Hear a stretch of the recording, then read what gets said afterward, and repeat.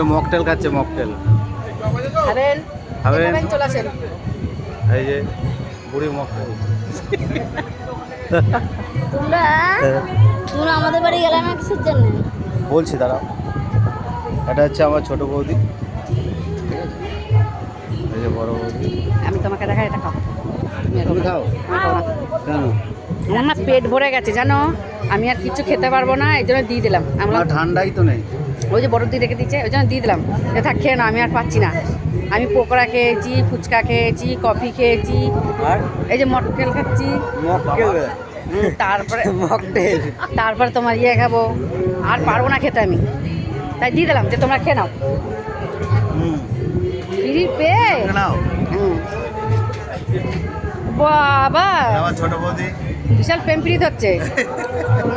দেখো লাস্টে আমি না বাদ হয়ে যাই। বাহ, থ্যাংক ইউ। এই